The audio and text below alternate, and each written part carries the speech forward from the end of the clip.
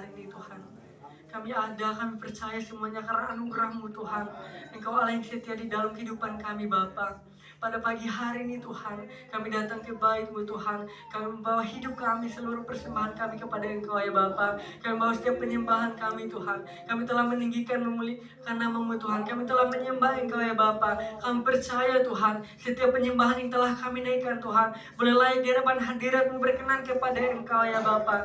Kami juga Tuhan saat ini akan dilawat oleh kebenaran firman-Mu Tuhan. Mari Tuhan berkati firman-Mu ya Bapa. Biarlah setiap firman yang hamba-Mu sampaikan ya Bapa, boleh berkenan kepada-Mu Tuhan. Memberkati setiap kami di tempat ini ya Bapa. Kami percaya Roh-Mu bekerja Tuhan. Engkau lawat, Engkau urapi Bapa. Berdoa secara khusus untuk hamba-Mu Tuhan, yang akan menyampaikan kebenaran firman-Mu Bapa. Biarlah Tuhan urapi ya Bapa. Tuhan layakan Tuhan berbicara lewat hamba-Mu ya Bapa. Terima kasih Bapa yang baik. Terima kasih Tuhan Yesus. Kami menyerahkan waktu selanjutnya Tuhan, jam pemberitaan firman-Mu dari awal pertengahan hingga akhirnya Bapa. Biarlah Tuhan yang menyertai ya Bapa. Hanya di dalam nama Tuhan Yesus kami siap mendengarkan firman-Mu. Haleluya, amin. Silahkan duduk Bapak Ibu dan Saudara yang terkasih dalam nama Tuhan Yesus. Puji Tuhan, salam. Sekali lagi salam. Selamat pagi menjelang siang untuk kita pada pagi hari ini. Semua karena Tuhan Yesus baik sehingga saya bisa berdiri di tempat ini. Saya bersyukur kepada Tuhan, kesempatan yang baik pada akhir bulan ini Tuhan memberikan kepada saya untuk menyampaikan kebenaran firman Tuhan kepada Bapak Ibu dan Saudara yang terkasih. Saya juga berterima kasih kepada Bapak dan Ibu Gembala yang memberikan kesempatan kepada saya sehingga saya bisa berdiri, bisa menyampaikan kebenaran firman Tuhan bagi kita semua pada pagi hari ini. Bapak Ibu dan Saudara yang terkasih di dalam nama Tuhan Yesus, hari ini kita akan belajar firman Tuhan yang saya akan bagikan kepada kita semua. Kita menyiapkan Alkitab kita membuka di Yohanes pasal yang ke-15 ayat yang pertama hingga ayat yang ke-8. Sekali lagi, Yohanes pasal yang ke-15 ayat yang ke-pertama hingga ayat yang ke-8. Kita akan membacakannya secara berganti-gantian. Saya akan membacakan ayat yang ke-pertama yang ganjil, dan Bapak Ibu Saudara akan membacakan ayat yang genap, dan kita akan bertemu di ayat yang ke-8. Apakah sudah menemukannya? Kalau sudah menemukannya, saya undang kita semua sekali lagi bangkit berdiri. Kita membacakan firman Tuhan. Yohanes pasal yang ke-15 ayat yang ke-pertama hingga ayat yang ke-8. Bacaan berikutnya pokok anggur yang benar. Ayat yang ke-15. Akulah pokok anggur yang benar dan Bapakulah pengusahanya. Silakan.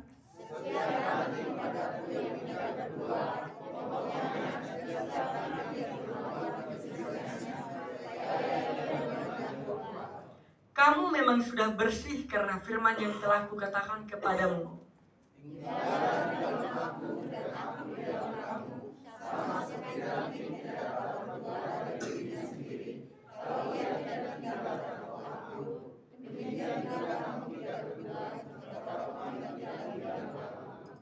Akulah pokok anggur dan kamulah ranting-rantingnya. Barang siapa tinggal di dalam aku dan aku di dalam dia, ia berbuah banyak, sebab di luar aku kamu tidak dapat berbuat apa-apa. Barang siapa tidak tinggal di dalam aku, ia dibuang keluar seperti ranting dan menjadi bibit. Kemudian dikumpulkan orang dan dicampakkan ke dalam api yang dibakar. Jikalau kamu tinggal di dalam aku dan firmanku tinggal di dalam kamu, mintalah apa saja yang kamu kehendaki dan kamu akan menerimanya. 1, 2, 3. Dalam hal inilah Bapakku dipermuliakan, yaitu jika kamu berbuah banyak, dan dengan demikian kamu adalah murid-muridku. Silahkan duduk Bapak Ibu Saudara, Tuhan Yesus memberkati. Yang berbahagia tentunya kita yang mau mendengar, merenungkan dan melakukan firman itu di dalam kehidupan kita hari lepas hari. Amin. Bapak Ibu dan Saudara yang terkasih dalam nama Tuhan Yesus, hari ini kita akan sama-sama belajar firman Tuhan dengan tema hidup yang berbuah. Kita mainkan firman Tuhan dalam kehidupan kita. Hidup yang berbuah. Tentunya Bapak Ibu dan Saudara yang terkasih di dalam nama Tuhan Yesus, berbicara tentang hidup yang berbuah, tidak jauh dari kebenaran firman Tuhan yang kita baca saat ini. Kita diajak untuk kita berdampak bagi orang lain. Sebelum kita masuk lebih dalam kebenaran firman Tuhan ini, Bapak Ibu dan Saudara yang terkasih dalam nama Tuhan Yesus, saya mengajak kita untuk menelusuri sejarah sedikit saja. Jadi firman Tuhan ini dituliskan oleh Yohanes sendiri, dia menuliskan surat ini setelah Tuhan Yesus sudah naik ke surga. Dan Injil Yohanes ini pada saat ditulis ketika jemaat-jemaat Tuhan kesulitan dalam mendengarkan ajaran yang benar, sehingga Yohanes harus menuliskan surat ini kepada mereka. Dan konteks yang kita baca, Bapak Ibu dan Saudara yang terkasih di dalam nama Tuhan Yesus, Yohanes 15 berbicara tentang pokok anggur yang benar. Tuhan Yesus menyampaikan perumpamaan ini ketika dia pada malam waktu ia perjamuan terakhir dengan murid-muridnya. Artinya pada saat itu besoknya dia akan disiksa, besoknya dia akan disalibkan. Dan pada saat itu kalau kita melihat Bapak Ibu dan Saudara yang terkasih dalam nama Tuhan Yesus, bisa dibilang bahwa situasinya kurang baik. Kenapa? Karena dia sudah mau disalibkan. Dan firman Tuhan, Tuhan Yesus menyampaikan kepada murid-muridnya supaya mereka melekatkan diri kepada Tuhan, sama seperti pokok dan juga rantingnya. Bapak Ibu dan Saudara yang terkasih dalam nama Tuhan Yesus, jadi pada saat itu murid-murid Tuhan Yesus gelisah. Ya, Tuhan Yesus mau menasihatkan supaya kalian jangan sampai jatuh ke dalam pencobaan. Kira-kira seperti itu, supaya kalian tidak jatuh ke dalam pencobaan. Oleh karena itu kalian harus melekatkan diri kepadaku. Kira-kira itu yang mau disampaikan oleh Tuhan Yesus kepada murid-muridnya pada saat itu. Dan saya percaya Bapak Ibu dan Saudara yang terkasih dalam nama Tuhan Yesus, firman Tuhan pada saat itu bukan hanya relevan untuk murid-murid Tuhan Yesus. Hari ini firman Tuhan yang saya sampaikan, yang kita renungkan bersama, akan relevan dalam kehidupan kita saat ini Bapak Ibu Saudara. Oleh sebab itu mari kita siapkan hati kita untuk benar-benar belajar firman Tuhan pada saat ini. Nah teman, Bapak Ibu dan Saudara yang terkasih di dalam nama Tuhan Yesus, Yesus menempatkan dirinya di sini sebagai pokok anggur yang benar. Kenapa dibilang pokok anggur yang benar? Berarti ada pokok anggur yang gagal selain daripada Tuhan Yesus. Nah, berbicara tentang pokok anggur yang gagal, Allah menyatakan bangsa Israel pada perjanjian lama sebagai pokok anggur. Tetapi Israel gagal di hadapan Tuhan karena mereka menjadi bangsa yang tegar tengkuk di hadapan Tuhan. Dan Tuhan mau menyatakan keselamatan itu lewat dirinya sendiri, lewat pengorbanannya sendiri. Dia menjadi pokok anggur yang benar. Dia menjadi perantara kita. Kita sebagai ranting-ranting tidak bisa berpisah dari pokok anggur itu. Dan firman Tuhan sangat jelas Bapak Ibu dan Saudara yang terkasih, bahwa jikalau kita tidak melekat kepada pokok anggur itu, kita tidak akan berbuah. Kita akan layu, akan dipotong dan dibuang. Itu Bapak Ibu Saudara yang terkasih dalam nama Tuhan Yesus. Nah, di sini Yohanes 15 ayat pertama mengatakan, akulah pokok anggur yang benar. Berarti di sini kita dapat melihat Bapak Ibu Saudara bahwa berbicara tentang pengakuan. Yesus mengaku dirinya sebagai pokok anggur yang benar. Akulah pokok anggur yang benar dan Bapakulah pengusahanya. Jadi Yesus sebagai pokok anggur dan Allah sebagai pengusahanya, sebagai yang merawat pokok anggur itu. Dan di ayat yang kedua dilanjutkan bahwa kita sebagai ranting-rantingnya. Artinya kita tidak bisa berpisah daripada Tuhan Yesus sebenarnya. Sebagai orang-orang percaya, kita harus melekat kepada Tuhan. Oleh sebab itu Bapak Ibu dan Saudara yang terkasih dalam nama Tuhan Yesus, ada beberapa hal yang akan kita belajar bersama pada saat ini tentang tema yang saya bagikan bagi kita, yaitu hidup yang berbuah. Ada beberapa hal bagaimana supaya hidup kita dapat berbuah, Bapak Ibu Saudara. Oleh sebab itu hal yang pertama yang kita belajar bersama adalah membuang hal-hal yang menghambat kita untuk berbuah.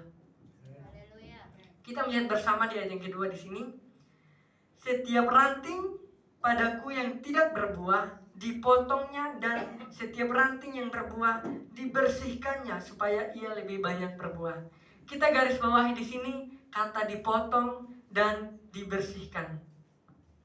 Kita sebagai ranting, jikalau hidup kita tidak berbuah, maka tidak akan berguna, maka akan dipotong. Jikalau kita berbuah, kita akan dibersihkan lagi supaya buahnya lebih banyak. Nah, Tuhan Yesus sangat sederhana menyampaikan firman ini. Dia menyampaikan bahwa aku sebagai pokok dan kamu adalah ranting-rantingnya, supaya Murid-murid pada saat itu sangat memahami apa yang dimaksudkan oleh Tuhan Yesus pada saat itu. Jadi kita garis bawahi di sini kata dipotong dan dibersihkan. Contohnya, kalau di dalam kehidupan kita secara jasmani, kita merawat diri kita, amin. Contoh kita merawat diri kita bangun pagi, kita cuci muka, kita sikat gigi, kita mandi pagi. Itu tandanya kita merawat diri. Karena kita mau diri kita bersih. Bapak Ibu Saudara yang terkasih dalam nama Tuhan Yesus, jasmani aja kita mau bersihkan, apalagi kehidupan rohani kita juga harus membersihkannya. Jadi kehidupan jasmani kita dibersihkan, kehidupan rohani kita juga dibersihkan. Kalau kehidupan jasmani kita bersihkan lewat kita merawat diri kita, dengan kita membersihkan diri kita. Kalau kehidupan rohani kita, yang merawatnya adalah Bapa sendiri. Dia akan membersihkan diri kita, sehingga kita semakin hari semakin berbuah, sehingga kita semakin hari semakin bertumbuh dengan lebat. Nah, saya percaya Bapak Ibu Saudara yang terkasih dalam nama Tuhan Yesus, hidup kita Tuhan punya tujuan, yaitu untuk memuliakan nama Tuhan. Nah, kalau hidup kita untuk memuliakan nama Tuhan, Tuhan mau kita dibersihkan, Tuhan mau kita dirawat oleh Tuhan sehingga kita banyak berbuah. Berbuah artinya bagaimana kita menjadi dampak bagi orang lain. Nah, dampak dimaksud adalah dampak yang positif, bukan dampak yang negatif. Kalau ada buah yang busuk, tentunya orang tidak mau. Kalau buah yang baik yang kita berikan, pastinya orang mau. Oleh sebab itu, yang Tuhan mau dalam kehidupan kita berbuah. Buah yang dimaksud adalah buah yang baik. Bapak Ibu dan Saudara yang terkasih di dalam nama Tuhan Yesus, memang sangat keras firman Tuhan katakan, jikalau tidak berbuah, maka akan dipotong. Kenapa? Kembali lagi kepada yang saya bilang tadi, bahwa Tuhan punya tujuan atas kehidupan kita, dan tujuan Tuhan itu tidak tercapai. Tapi kalau kita tidak mau mengikuti tujuan Tuhan, yaitu untuk berbuah, untuk memuliakan nama Tuhan, maka sia-sia. Kita tidak akan dipakai oleh Tuhan. Karena Tuhan di sini menempatkan dirinya sebagai pokok anggur, dan jika ranting-rantingnya itu tidak berbuah, maka akan dibuang, apa gunanya gitu. Oleh sebab itu Bapak Ibu dan Saudara yang terkasih dalam nama Tuhan Yesus, pastikan hidup kita masih melekat kepada Tuhan. Dan kita melihat di sini yaitu dibersihkan. Kalau kita merawat satu tanaman, kalau tanamannya itu punya banyak semak-semak, kalau tanamannya itu pokoknya banyak semak-semak sehingga menghambat pertumbuhannya, pastinya tanaman yang dihimpit itu pasti tidak akan bertumbuh dengan bebas, tidak akan bertumbuh karena dihimpit dengan tanaman-tanaman yang lain atau dengan hal-hal yang lain. Nah, oleh sebab itu, hal-hal seperti itu kita harus membersihkannya. Kalau kita merawat tanaman, itu juga yang Tuhan mau di dalam kehidupan kita. Hal-hal seperti itu yang tidak berkenan kepada Tuhan, yang Tuhan mau bersihkan dalam kehidupan kita. Seperti apalah hal yang tidak berkenan kepada Tuhan? Dosa. Jadi Bapak Ibu Saudara yang terkasih dalam nama Tuhan Yesus, bisa saja hal yang menghambat pertumbuhan atau hidup kita berbuah dalam kehidupan kita adalah kebebasan kita. Kenapa? Karena firman Tuhan menuntut kita untuk melakukan kehendak Tuhan. Jikalau kita masih mau mengutamakan kehendak kita, kebebasan kita, maka kita tidak akan berbuah. Oleh sebab itu, kita bergumul di dalam kehidupan kita supaya kita bisa mengikuti apa yang Tuhan mau dalam kehidupan kita. Jadi Bapak Ibu dan Saudara yang terkasih di dalam nama Tuhan Yesus, pertanyaannya dari poin yang pertama ini, kita jawab di dalam hati kita saja. Relakah diri kita dibersihkan oleh Tuhan? Relakah kita meninggalkan hal-hal yang membuat kita nyaman, tetapi jauh daripada Tuhan? Tuhan mau bekerja lewat hidup saya dan saudara. Tapi bagaimana respon kita? Kita rela nggak Tuhan mau membersihkan hidup kita? Oleh sebab itu, saya sangat mengajak kita untuk menyerahkan sepenuhnya hidup kita kepada Tuhan. Itu hal yang pertama yang kita belajar Bapak Ibu Saudara yang terkasih dalam nama Tuhan Yesus. Jadi izinkan Tuhan bekerja di dalam kehidupan kita. Jangan izinkan hal-hal yang lain. Jangan izinkan semak-semak duri menghimpit engkau sehingga engkau tidak bisa berbuah. Tapi biarlah Tuhan yang mengusahakan hidupmu. Biarkan Tuhan yang merawat hidupmu.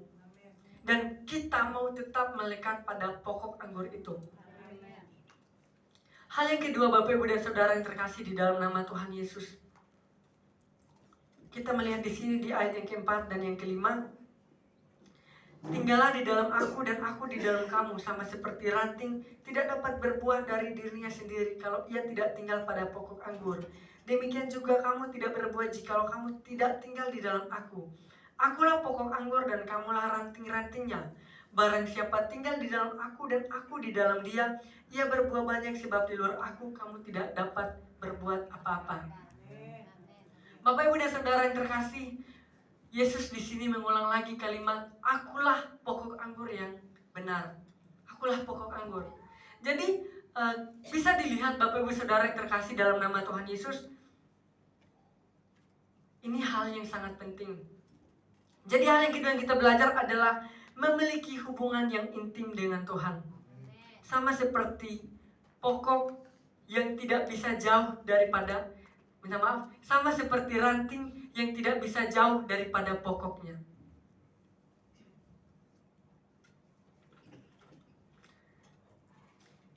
Ranting tanpa pokok tidak akan hidup. Oleh sebab itu sama seperti kehidupan kita. Kehidupan rohani kita, kalau kita tanpa Yesus, mungkin secara jasmani kita masih bisa beraktivitas. Mungkin secara jasmani kita masih bisa beraktivitas apa yang kita mau. Tetapi pertanyaannya, seperti apa kehidupan rohani kita? Di mana posisi kehidupan rohani kita, Bapak Ibu Saudara yang terkasih? Jadi di sini saya sangat mengajak bahwa kita harus memiliki hubungan intim dengan Tuhan. Hubungan intim dengan Tuhan bukan dibangun oleh orang lain, tetapi kita yang membangunnya dengan Tuhan.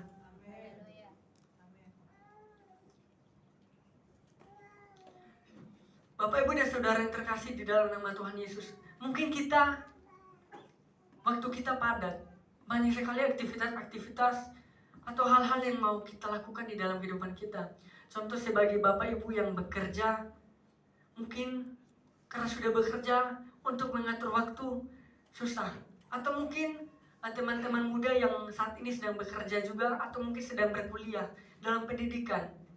Karena saking banyaknya tugas-tugas yang diterima dari perkuliahan, sehingga membuat pusing atau lupa akan Tuhan, lupa akan meluangkan waktu akan Tuhan. Nah, Bapak Ibu dan Saudara yang terkasih dalam nama Tuhan Yesus, teman-teman, saya sangat mengajak kita supaya kita meluangkan waktu untuk Tuhan.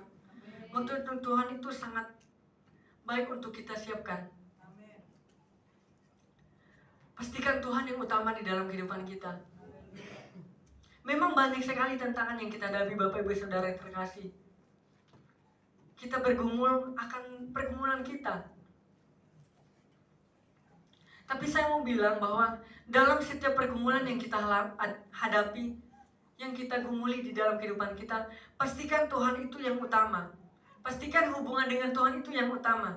Jangan mengutamakan apa yang kita mau, tetapi kita lupa apa yang Tuhan mau di dalam kehidupan kita. Kembali lagi seperti yang saya bilang tadi, bahwa tujuan Tuhan di dalam kehidupan kita hanya satu, yaitu memuliakan Tuhan. Dan Tuhan memberikan talenta kepada kita. Tuhan memberikan kapasitas kepada kita supaya kita gunakan untuk memuliakan nama Tuhan. Mungkin saat ini Bapak Ibu Saudara yang terkasih, saya berdiri di sini, saya diberikan talenta oleh Tuhan untuk bisa menyampaikan kebenaran firman Tuhan. Tetapi berbeda dengan Bapak Ibu Saudara. Mungkin Bapak Ibu Saudara diberikan talenta untuk bermain musik, untuk lain sebagainya.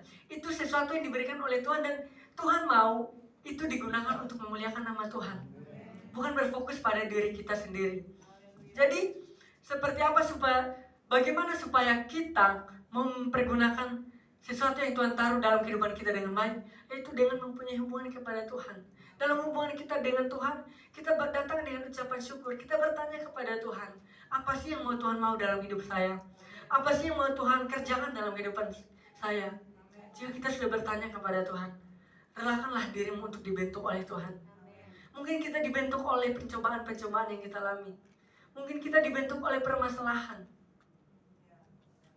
Hidup kita tidak jauh dari permasalahan. Tetapi Tuhan mau bilang bahwa engkau akan aman jika engkau melekat pada pokok anggur itu. Jadi jika kita mau mempercayakan hidup kita sepenuhnya kepada Tuhan, kita tidak akan goyah dalam masalah apapun. Karena kita tahu Tuhan yang memegang kehidupan kita. Karena kita mempunyai hubungan yang baik itu kepada Tuhan. Jika kita tidak mempunyai hubungan kepada Tuhan, masalah yang datang dalam kehidupan kita akan menghardik kita. Kita akan jatuh. Dan jika kita jatuh, gak ada yang mau menolong kita selain Tuhan. Meskipun kita tidak setia, Tuhan tetap setia.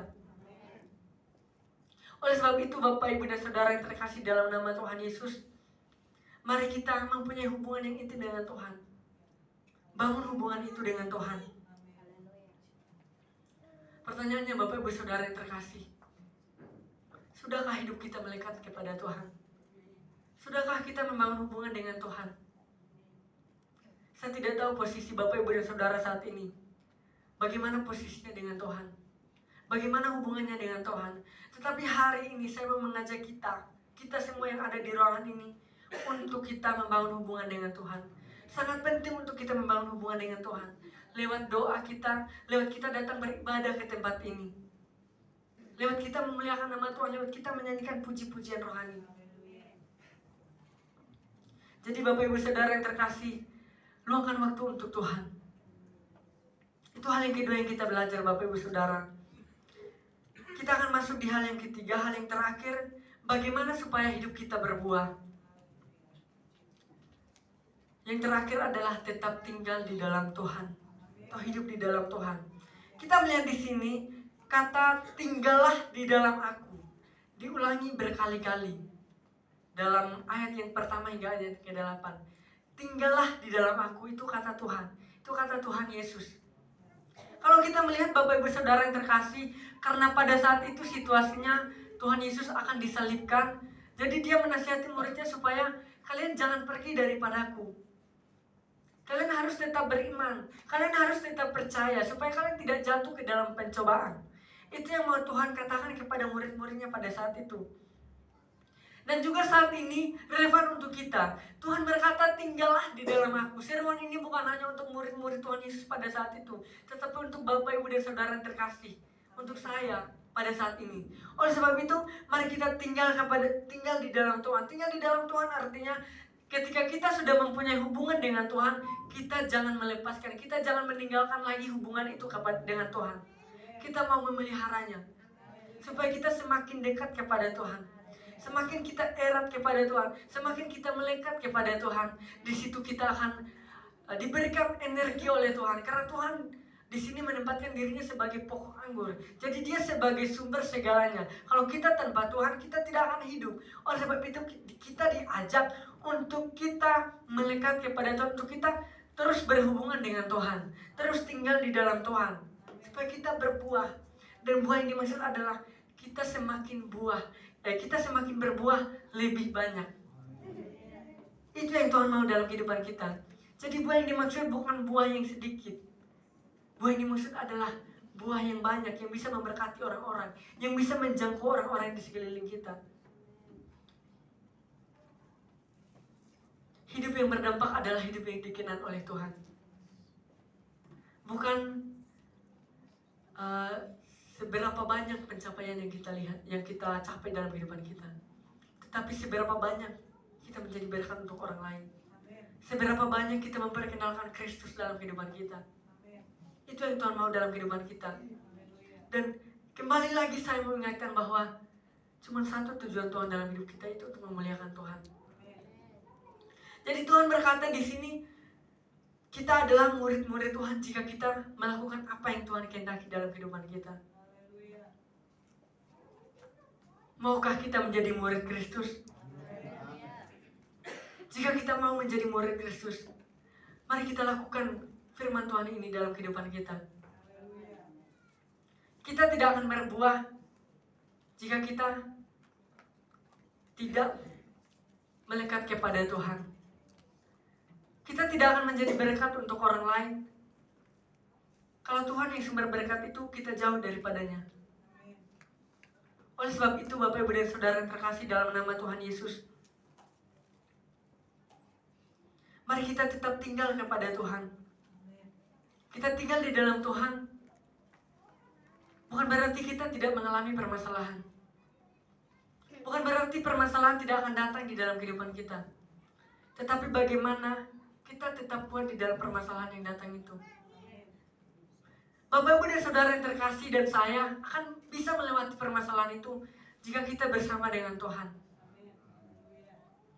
Tapi kalau engkau dan saya tidak bersama dengan Tuhan, engkau sebagai manusia engkau lemah. Saya sebagai manusia saya lemah. Apa yang mau saya dibanggakan? Apa yang mau kita banggakan? Oleh sebab itu, pastikan hidup kita tetap terkoneksi dengan sumber pengharapan itu. Pastikan hidup kita tetap terkoneksi dengan sumber kehidupan itu. Yesus sebagai sumber kehidupan, sebagai pokok anggur yang benar, sumber kebenaran dalam kehidupan kita. Kita mau berpusat padanya. Bukan berpusat pada diri kita lagi. Bukan berpusat pada orang lain yang kita anggap lebih bisa daripada kita. Bukan berpusat pada masalah-masalah kita. Kadang-kadang ketika kita mengalami masalah, kita lebih fokus kepada masalah itu dibandingkan kepada Allah yang bisa menyelesaikan masalah itu. Jadi Bapak Ibu Saudara yang terkasih dalam nama Tuhan Yesus, saya mau mengingatkan kita, mengajak kita untuk kita melihat permasalahan bukan dari sudut pandang kita sebagai manusia, tetapi dari sudut pandang Allah yang mempunyai kuasa itu. Bapak Ibu dan Saudara yang terkasih di dalam nama Tuhan Yesus, mari kita tetap setia kepada Tuhan, mau tinggal kepada Tuhan. Firman Tuhan hari ini saya sangat sederhana saya sampaikan Bapak Ibu Saudara yang terkasih. Jadi hidup yang berbuah, bagaimana kita hidup berbuah? Dengan kita mau dibersihkan oleh Tuhan. Kita mau membuang hal-hal yang Tuhan tidak inginkan di dalam kita, di dalam kehidupan kita. Kita mau memiliki hubungan yang intim dengan Tuhan. Ranting yang berbuah karena dia masih mempunyai hubungan dengan pokoknya sehingga dia bisa berbuah, sehingga dia bisa bertumbuh, sehingga dia bisa segar. Dan yang ketiga adalah tetap hidup di dalam Tuhan. Jadi kehidupan kita tidak bisa dipisahkan oleh Tuhan, dari Tuhan, karena kita adalah ciptaannya. Kita sebagai manusia adalah umat-umat pilihan Tuhan. Tuhan datang untuk menebus kehidupan kita, karena Tuhan menyatakan bahwa kita berharga kan di hadapan Tuhan. Tuhan sendiri bilang kita berharga. Jadi Bapak Ibu Saudara yang terkasih, kita tidak akan berharga jika kita tidak berbuah. Oleh sebab itu, pastikan hidup kita berdampak untuk orang lain. Mulai dari diri kita mau rela dibersihkan. Dan pastikan kita terkoneksi dengan sumber pengharapan itu. Saya mengajak kita Bapak Ibu dan Saudara yang terkasih untuk sama-sama merenungkan firman Tuhan pada pagi hari ini. Hidup yang berbuah bukan terjadi secara otomatis. Bukan terjadi secara instan dalam kehidupan kita. Tetapi melewati begitu banyak proses. Kita harus menguasai diri kita. Kita harus memaksakan diri kita mau nggak dibentuk oleh Tuhan. Pembentukan itu Bapak Ibu Saudara yang terkasih, pembentukan Tuhan bukan pembentukan yang gampang. Proses Tuhan bukan proses yang gampang. Tetapi kita mau meninggalkan setiap keinginan dalam diri kita. Kita mau mengikuti apa yang Tuhan inginkan. Mari izinkan Tuhan bekerja di dalam kehidupan kita. Izinkan Tuhan berkuasa dalam diri kita. Kita mau melekat kepada Tuhan. Dan kita mau setia sampai akhir hidup kita, sama seperti Tuhan Yesus yang setia di dalam kehidupan kita. Biarlah firman Tuhan ini boleh memberkati setiap kita Bapak Ibu Saudara yang terkasih. Saya mengajak pemain musik, para pelayan untuk maju ke depan. Kita mau merenungkan firman Tuhan ini. Biarlah firman Tuhan yang saya sampaikan pada pagi hari ini, firman yang sangat sederhana. Tapi ada maksud Tuhan yang luar biasa dalam kehidupan kita. Mari lihat hubungan kita dengan Tuhan. Posisi kita dengan Tuhan. Apakah kita sudah merelakan Tuhan untuk bekerja dalam kehidupan kita? Apakah kita sudah merelakan Tuhan untuk membersihkan kehidupan kita? Jika belum Bapak Ibu Saudara, saya mengajak kita untuk kita merelakan. Tuhan, ini setiap hidup kami Bapa. Kami relakan dalam hadirat Engkau ya Bapa. Perbuatlah seperti yang Kau ingini dalam kehidupan kami Tuhan Yesus. Mari kita mau tetap mempunyai hubungan dengan Tuhan. Pastikan Tuhan yang menjadi utama dalam kehidupan kita. Bukan diri kita yang utama, bukan kehendak kita yang utama, bukan orang lain yang utama, tetapi Tuhan yang utama dalam kehidupan kita. Dan biarlah kita tetap tinggal di dalam Tuhan. Jika engkau hidup di luar Tuhan, engkau tidak akan berbuah, engkau akan layu. Dan jika tidak berguna akan dibuang, dicampakkan ke dalam api. Sangat mengerikan hidup di luar Tuhan. Oleh sebab itu Bapak Ibu Saudara terkasih dalam nama Tuhan Yesus, hidup yang berbuah adalah kehendak Tuhan di dalam kehidupan kita. Terima kasih Tuhan Yesus. Kau baik Tuhan. Mari kita serahkan hati kita kepada Tuhan. Di setiap hati kami Bapa, kami mau dibentuk oleh Engkau Tuhan. Kami mau tetap mempunyai hubungan dengan Engkau Tuhan Yesus. Mari bekerjalah Tuhan. Mari kita merenungkan isi pujian yang mengatakan terhubung. Saya mengajak Bapak Ibu Saudara untuk kita bangkit berdiri. Kita merenungkan isi firman ini. Kasih melayakan seluruh hidupku.